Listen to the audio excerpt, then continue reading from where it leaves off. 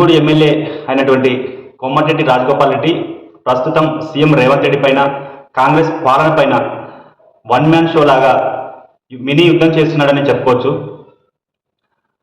మంత్రివర్గంలో తనని తీసుకోలేదన్న అసంతృప్తిలో ఉన్నటువంటి రాజగోపాల్ రెడ్డి సమయం దొరికినప్పుడల్లా రేవంత్ రెడ్డిపై తనదైన శైలిలో విరుచుకుపడుతున్నాడు.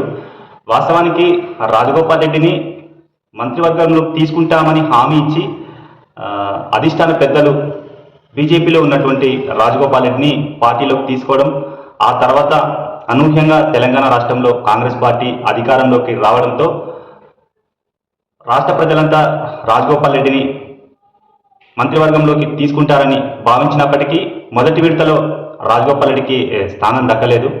అయితే మళ్ళీ రెండో విడతలో ఎలాగైనా మంత్రివర్గంలోకి తీసుకుంటామని రేవంత్ రెడ్డి పలుమార్లు హామీ ఇవ్వడం, అదే సందర్భంలో లోక్సభ ఎన్నికలు రావడం, భువనగిరి లోక్సభ నియోజకవర్గానికి రేవంత్ రెడ్డి ప్రధాన అనుచరుడైన చామల కిరణ్ కుమార్ రెడ్డికి టికెట్ ఇచ్చి భువనగిరి ప్రాంతంలో కోమటిరెడ్డి రాజగోపాల్ రెడ్డికి బలమైన పట్టు ఉండడంతో చామల కిరణ్ కుమార్ రెడ్డిని గెలిపిస్తే ఏది ఏమైనా సరే మంత్రివర్గంలోకి తీసుకుంటా అంటూ మళ్ళీ రెండోసారి రేవంత్ రెడ్డి హామీ ఇవ్వడం, చాలా రోజులు వేచి చూసిన తర్వాత ఇటీవల జరిగిన మంత్రివర్గ విస్తరణలోనూ రాజగోపాల్ రెడ్డిని తీసుకోకపోవడంతో తీవ్ర అసంతృప్తిలో ఉన్నటువంటి రాజగోపాల్ రెడ్డి ఇటీవల రేవంత్ రెడ్డిపై పలు విషయాలపై వ్యాఖ్యలు చేయడం జరిగింది.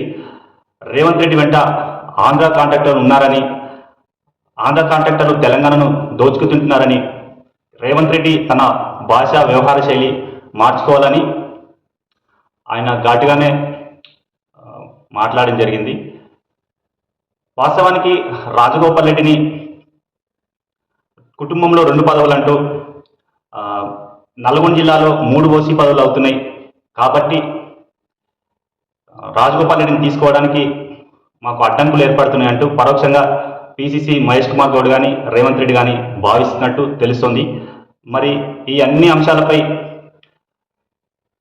రేవంత్ రెడ్డి రాజగోపాల్ రెడ్డిని చల్లపరుస్తారా, లేదంటే రాజగోపాల్ రెడ్డి ఇటీవల మునుగోడు తన కార్యకర్తలతో మాట్లాడినట్టుగా రాజీనామా చేస్తారా అనే విషయాలను త్వరలో తెలుసుకోవాల్సి ఉంది.